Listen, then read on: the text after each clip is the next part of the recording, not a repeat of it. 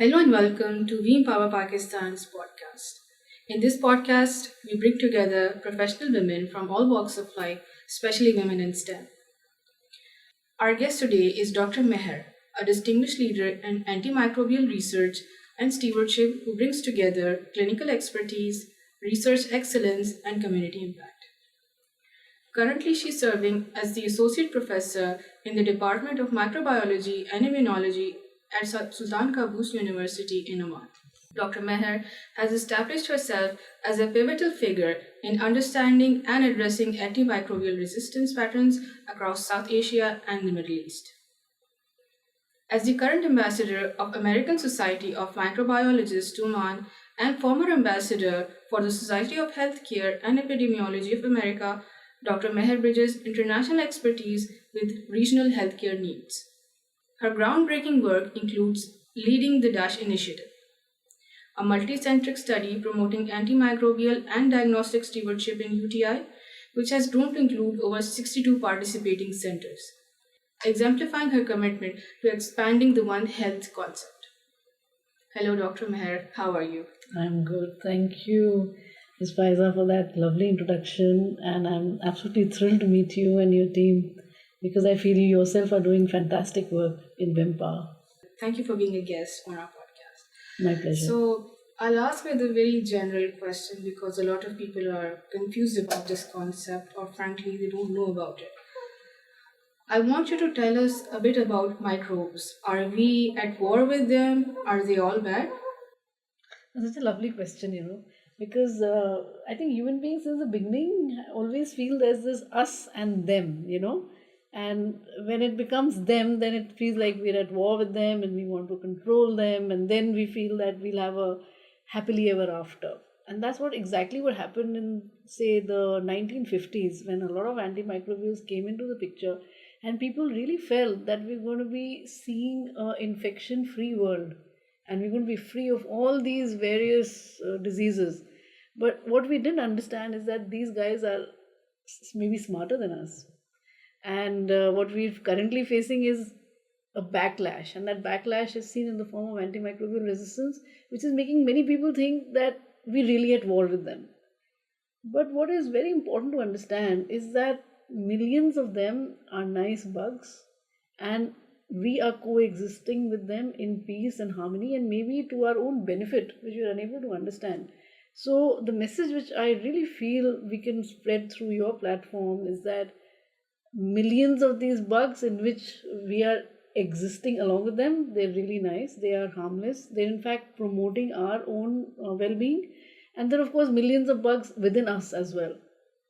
And if people see Spider-Man and they see this multiverse, this concept of multiverses, what I feel is that we ourselves are universes of microbes. All of us are walking, talking universes with our own universe of these microbes, and if we take good care of them, they take good care of us, and we have both mental and physical health in which we depend on them entirely for our well-being. So we should be very mindful about how well we can sustain them so that we overall can have a long, let's say, millions of years of coexistence with them rather than getting decimated because they are developing antimicrobial resistance at a very fast rate. So, what you're saying is that there are microbes, but not all of them are bad microbes. Yes. There is a certain group that causes diseases in Yes. humans, but majority of them, Yes. humans are coexisting with. Yes. Yes. Perfect. Yeah. So, Dr. Meher, tell us what is antimicrobial resistance and why is it so important for low to medium income countries? Right. So antimicrobial resistance is the resistance which the bacteria develop to this wonderful resource which we have, which are the antibiotics. And the foundation of healthcare is built on them, and foundation of all technology is built on them. So these were wonderful resources which we had. And if we go back to Darwin, and Darwin talks about evolution, and he talks about survival of the fittest. And what I think at this stage we must realize that no matter how powerful we get technologically, it is impossible to eradicate bacteria. Unfortunately, we have eradicated or made so many animals extinct, but the idea of completely freeing ourselves of bacteria is an impossible task. It can't happen because the bacteria mutate, and not only do they mutate, they gain resistance from the environment, they gain resistance from viruses, they gain resistance from each other. And not only do they gain it, they spread it far and wide very magnanimously. So once they gain this resistance and they spread it, what happens? Our antibiotics are no longer as effective as they were. And that means that simple infections, which we took for granted, that you'll take this medicine and you'll be fine. And you find that those people do not get fine and they have to come back. And then we give them a higher level of antibiotic. Now, what happens is that most of the bugs die, but a couple of them remain. And now they spread higher level of resistance. You understand? Now, if they're spreading that higher level of resistance, it doesn't remain limited to that individual. It spreads because we are social animals. I shake your hand, I'm going to be sharing my bugs with you. I eat the food somewhere, I've shared the bugs, or that person's bugs have come to me. So we need to understand it's not an isolated problem that this patient went to the hospital, he has antimicrobial resistance, it does not concern me, but actually it spreads in the community. And that means we're all affected. And coming back to LMICs, problem with LMICs is we have millions of people there. Our standard of living is not where it should be. We have poor healthcare facilities in the first place. We have antibiotics over the counter, which in some ways one could say is a good thing because we don't have proper healthcare facilities. But taking, antimicrobials indiscriminately leads to indiscriminate antimicrobial resistance. So that means in the next 30 years, we may be in a position where we don't have any antibiotics to heal ourselves of not just the simple infections, but more severe infections. And of course, just to bring in one more perspective, and that is that we have an increasing population of immunocompromised individuals, whether it is because they have cancer, so they need immunosuppressive, they need chemotherapies, which makes a person weaker. The immunity becomes weaker. Transplants, we need people with liver transplant, kidney transplant. All those people survive because we immunosuppress them. But if they're living in a milieu where there are antimicrobial resistance bugs, then their chances of survival become that much more difficult because we don't have effective drugs against them. So it's not just, of course, healthy people are at risk, but at greater risk are those people who are immunocompromised. And then there's another subset, surgery. We all undergo surgery sometime or other. One of the commonest is a woman going for a cesarean section when she is delivering a baby. That itself may become fraught with danger. So simple surgeries, complicated surgeries, all of them will be, as we're moving ahead in time, may become impossible to do, or at least with a high risk of infection, high risk of morbidity and mortality. So we're staring at a pretty difficult phase in life because of antimicrobial resistance. So thank you so much for such a great explanation. And I think what we're doing with antimicrobial use is that we're pushing the bacteria in a corner and we are pressurizing them to mutate. Yes. So they have to survive. True. That's why they're acquiring so much resistance. True. Just for their own survival. Yes. And we're pushing them to it. So that is why we need to be mindful. Give antibiotics where it is needed.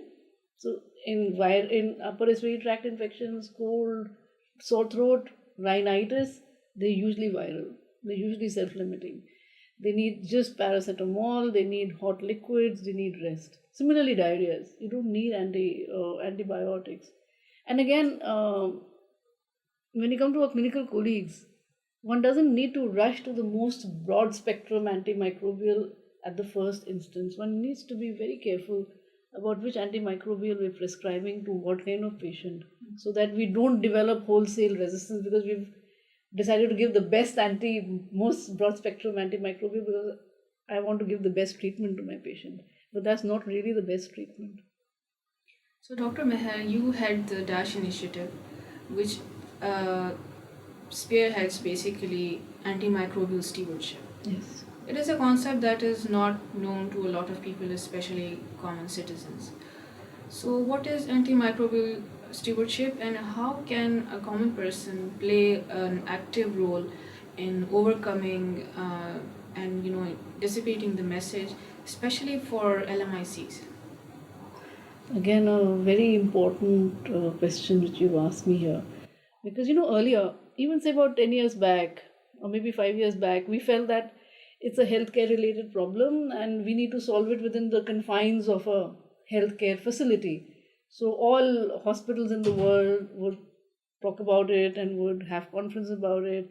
But then now we realize that it's not something which has to be addressed within academia or within a particular subset of professionals.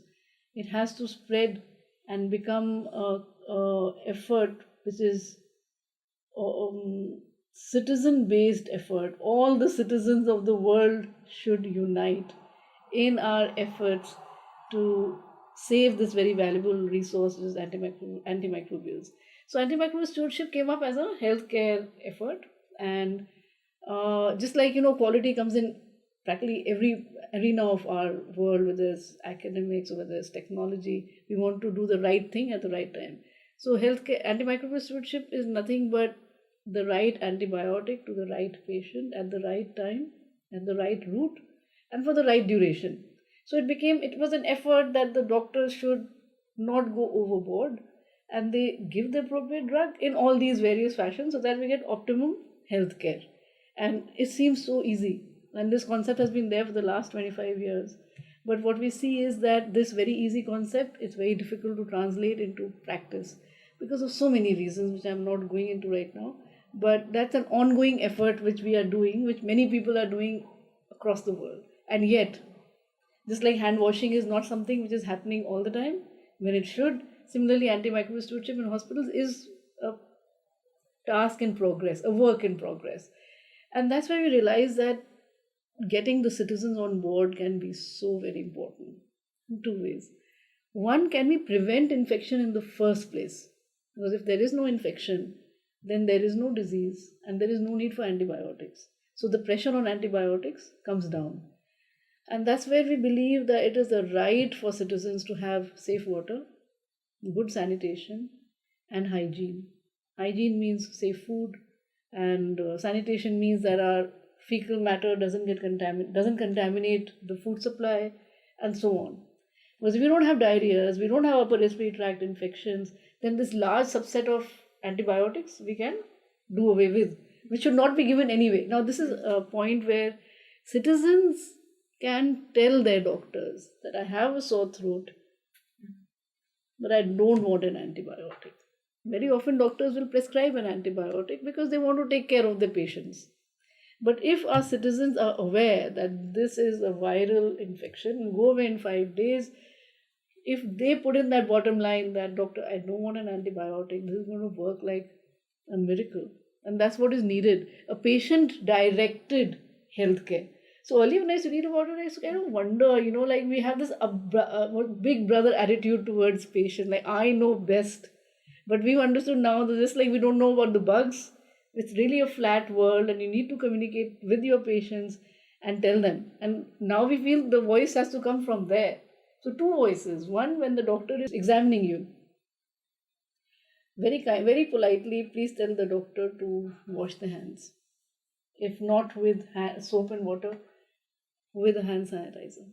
Because the doctor is moving from one patient to another. And a hospital is a hotbed of multi-drug resistance or any type of bug.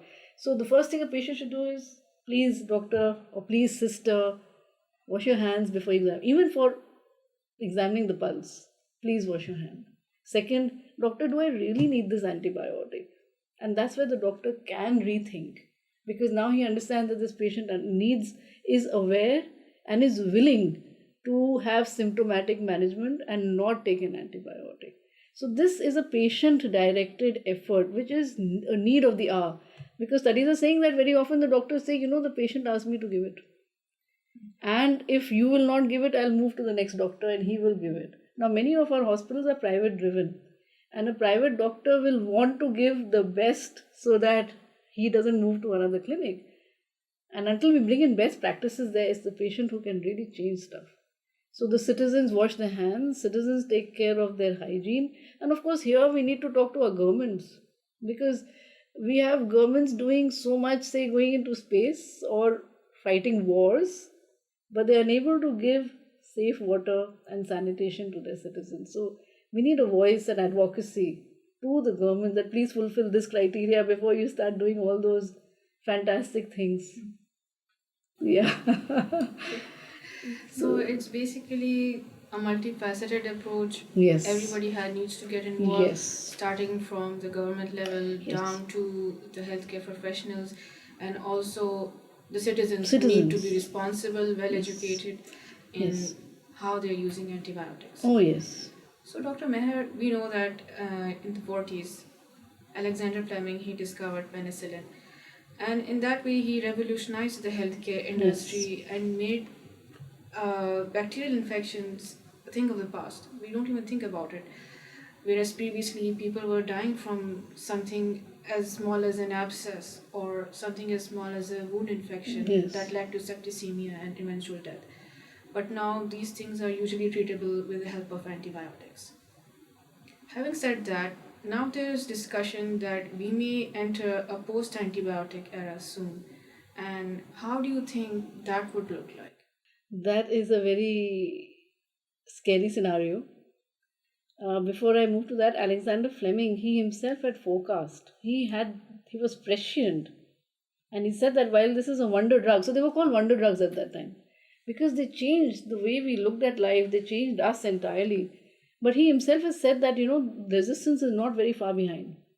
So efforts of signs of resistance started emerging from 1950s itself, and a newer drug would be created, and then within the next year, resistance would develop. So that's the whole thing. We've been trying to catch up with them all this time, and now we're living in a world of neoliberalism and neo-capitalism, where the bottom line is money. So all our wonderful pharmaceutical companies who are really doing a lot of R&D into the kind of antimicrobials we need, they realize that there's not much money in that. There's more money in chronic diseases like hypertension and cancer. Very little R&D being done. So we're looking at a dry pipeline. We don't have enough drugs at this point itself, because post-antibiotic era is somewhere 2050. But we're already at the threshold of it, because we don't have enough drugs and we are facing far too much resistance as of now. So how will post antibiotic era look? It will look like 2030, before 2030s, where people were at the mercy of all kinds of infections and were at the mercy of immunity at times to help them recover. But very often one would see healthy people dying. We're seeing that even now. And it's just going to worsen. So 10 million people, the forecast is 10 million people will be at risk of losing their lives by 2050. But if we don't change the way we are behaving now, it may even exceed that number. And so, like we're living in a very interesting world. We've seen the rise of antibiotics. We've seen the golden days. Now we're seeing the decline of antibiotics. We've seen the rise of democracy. We've seen the decline in democracy. We've seen the rise in, say, the petrol. Now we're seeing another kind of economy coming in. So a lot of changes happening, right? And the climate. I mean, who thought that climate change will happen in our own generation? We're seeing so many different things happening. And so again, back to the citizens. If we want to change the world, it cannot be one or two people, it has to be the masses. So the power comes to the masses. And social media can be a huge, huge empowering role if we use it correctly and bring in the voice of the common man and agency. We bring back agency to the common man.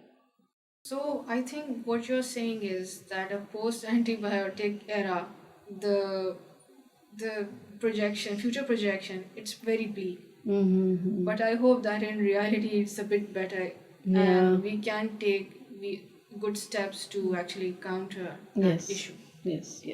I agree with you that if we start changing ourselves now, we can change the course of history, maybe. So, Dr. Meher, in LMICs, low to medium income countries, There's the issue of over the counter availability of antibiotics. So let's for say if I have a cough or cold, I don't know if it's bacterial or Yeah, if it's viral. I go to the pharmacy, the pharmacist hands me an antibiotic which he thinks should work. yeah. And I take it for, I don't know, 2 days, 3 days. Mm-hmm. I don't know the dosage. I don't know if it actually treats my disease, Mm-hmm. but still I take it. So this is what is known as the over the counter availability. What do you think? Why do you think it's so important and why it needs to be stopped? It needs to be stopped for the simple reason that taking antimicrobials when not needed cause more harm than benefit. So one harm I've already told you that it just becomes a driver of resistance. What we also need to understand is that antimicrobials themselves have side effects which we are not aware of, but it is harming our body. Some people can have allergies, which is not something one would want. If they're taking drugs for, say, diabetes or hypertension, there may be some interaction with them, some negative interactions. And of course, there is also a term called collateral damage. That is, my good bugs die and they're replaced by these drug resistant bugs, which have a long term impact on our physical and mental health. And of course, resistance is now spreading in the community. We become those carriers. So, if they are not available over the counter, one cannot indiscriminately take and change the microbial geography and microbial landscape. And thus, this way, we try to preserve our antibiotics, use them when needed, and preserve them for when it is really needed. For example, upper respiratory tract infection, diarrhea, they're not really needed. But when I take them, I am now becoming a island of resistant bugs. Now, if I have, say, urinary tract infection and I now need an antibiotic, but because I took, say, ciprofloxacin for a disease I didn't really need, and for, say, diarrhea or for upper respiratory tract infection, and that's the drug which my doctor may want to give in UTI, it will not work. And I'll go back to my doctor and say, this medicine you gave, it didn't help me. So then he goes a notch further up. And so even in, when you talk about antimicrobial stewardship, just to make sure that people understand, ciprofloxacin is not a medicine for even urinary tract infection because it leads to so much collateral damage. It's an important drug. We want to keep it for more invasive infections. So there's a drug called nitrofurantoin. So if somebody else, because UTI is a problem faced in large number of female patients. Females are most susceptible to UTI. So if they go and tell their doctor, listen, I don't want ciprofloxacin, I want nitrofurantoin, that itself becomes a patient-directed effort at taking the appropriate antibiotic, which helps them work better against that pathogen and also prevents collateral damage. So collateral damage is something we're very concerned about, and over the counter is something which just promotes resistance. Of course, it means there's another aspect to it. The other aspect is that then we'll have to go and line up in the hospital because my doctor has to then write a medicine which I will wait for that line to end, take that medicine, and then take the treatment. So that is where this awareness that for respiratory tract infections, for diarrhea, please don't line up anywhere, don't go to the counter. Just give yourself ORS. ORS is excellent for diarrhea. Oral rehydration supplements work beautifully. They are the treatment for diarrheas. They're not just symptomatic management, they're treatments. And for upper, we know there's so many other things we can do rather than taking antibiotics. So, Dr. Meher, you mentioned that there are certain hygiene practices that we can adopt to reduce antimicrobial resistance. Can you please elaborate on those? Yes, absolutely. Because that's the bottom line. It's the simplest vaccine. Simplest vaccine is hand hygiene. It is cheap, it is effective, and it protects us from so many bugs.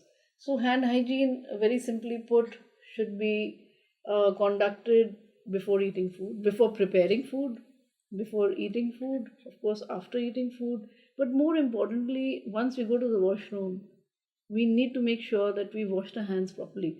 And now, washing hands can have different meanings. So, it has to be with soap and water, and for a minimum of 20 seconds. That 20 seconds is important because otherwise the bugs won't die. And one would try to think that one should go between the digits, one should wash the thumb. Of course, that's what we advise in the hospital. But in a society also, this is an effective hand hygiene. Because I may do hand hygiene, but whether it really killed the bugs or not, we're not sure unless we do it for 20 minutes and make sure that we've touched all our aspects. So, hand hygiene, whenever we feel our hands are contaminated, hand hygiene before touching an ill patient. Suppose I have a relative, my child, my ailing parent, when I take care of them, I should make sure my hands are washed. After I've taken care of them, I should make sure my hands are washed. This is for me, So that's the same thing we promote in the hospital. That when you're touching a surface, hand hygiene. If you're going and meeting a relative who has cold, who has fever, who has pneumonia, then he's coughing and sneezing. A mask is a good idea. A caretaker should always wear a mask. If you're a visitor, then you maintain a distance of 6 feet. That is enough. You don't need to wear a mask if you're at a distance of 6 feet. But your hands are touching lots of surfaces. Those surfaces are contaminated. So you have to make sure that you wash your hands before you touch your mouth or your nose or your eyes. So that, because it's not just inhalation, it is the contaminated hands who also spread infection. So the two simple things are really hand hygiene and safe food. So when a mother is cooking food, we need safe water. Now, for example, if I'm not sure that my water is safe, simple boiling and cooling is an effective way of protecting ourselves from so many pathogens if available. Washing vegetables, washing meat, washing chicken is so important, and not mixing the unwashed and the washed food on the same platform. So many small little things which go in a long way. For example, I go out and I press my lift button. Everybody is pressing it. I switch on this light, I touch the handle, especially if I'm going to a washroom and touching the handle or the cistern, all contaminated. We need to wash our hands. And when we're opening the door, we should touch it with a tissue paper or an elbow, but at least not with a wet hand, because a wet hand picks up bugs so easily. Simple things, many more things will be talked about, but at least this. Again, if there is many people falling ill, there should be just one caregiver for that patient rather than the whole family looking after that patient, because everybody is at risk then. And that one person should take care with a mask and with appropriate precautions so that he or she doesn't get infected. Finally, vaccines. There is this new concept coming amongst the educated people that vaccines are not good. They, in fact, can do more harm than good. And why I think they feel that is because we've lost so many of those bugs which were killers. So, diphtheria, pertussis, tetanus, polio, meningitis. There were so many which we don't see anymore because they have been prevented by vaccines. Measles, mumps. And so they say that it causes autism, it causes this, it causes that. And there is this big movement going on which is called anti-vaxxer. They're doing a great disservice because prevention is a must. You save lives, you save people from dying. So life expectancy also increased because of vaccines. So wherever we have vaccines, we have to make sure that our children get it. If there are elderly people, they get flu vaccines. So if you don't get infected, you don't need antibiotics for that. So you're kind of saving lives and protecting antibiotics in the same way. So, Dr. Meher, you've talked extensively about how common people can change their hygiene practices, how healthcare workers can contribute, and how government agencies can contribute. But I'd also like to talk about a very small group of people, but they're also very important. I'd like to talk about people who are involved in animal husbandry. Now, what happens is that they're using antibiotics, for example, for treating mastitis in cows. And the use of antibiotics is so frequent and in such high doses that a large amount of the antibiotic is not metabolized by animals and rather it's excreted out to the environment. And this is adding an extra layer of pressure, an extra issue that we have in in addition to the antimicrobial resistance that we are facing right now. Yeah. But since the last maybe 10-15 years, a concept has come which is called One Health concept, where if we want to safeguard human health, we need to safeguard animal health and we need to safeguard the environment and the agriculture. So finally, we're coming full circle from being the victors. As you mentioned, 1950, we felt we'd conquered the world and there was nothing left but to just keep growing, growing, growing. And then suddenly you realize that whatever actions we take has a repercussion. And the repercussions what make us wiser, and we realize, okay, we're not just the human beings, we're actually actively uh, coexisting with practically every other living being on this planet. So when the antibiotics came, it was not just the doctors who used it, it was the veterinarians who used it, it was the farmers, the animal husbandry, and it was beautifully documented, like how the animals one would have thought would die actually survived because of these miracle drugs. So I think they were absolutely correct in using it, just like we were absolutely correct in using it for our own health. And again, for plants, they need it for safeguarding plant food. After all, we need the plants, we need the animals for our own existence. So they were just using it up so that we get top quality food.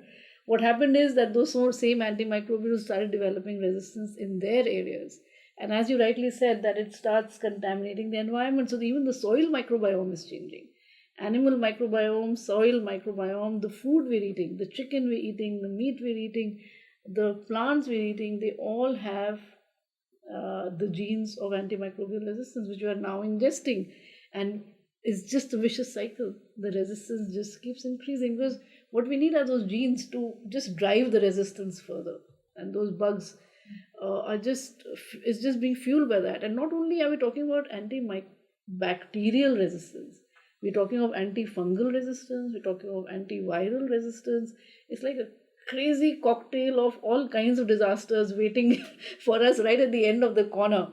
And so there's a lot of effort going on through FAO and through the environmental agencies that we try to spread awareness amongst the farmers, animal husbandry, not to use certain drugs and to minimize the use of drugs. And that's where you'll come I think it'll be a full circle again when we start saying we want organic food. It is coming in, but then that's what we will want, that food which is not prepared with antibiotics, supplements, or disinfect. What is it called? Those DDTs are pesticides and fertilizers, they all have a collateral damage. And so the effort is going on. The problem is that how do you tell a farmer to not use something which protects his livestock, protects his plants? Because naturally, if he starts using it, all those bugs are going to destroy the food. So something more bigger needs to be done so that we save the antibiotics and we save this person's livelihood. Everybody wants a profit.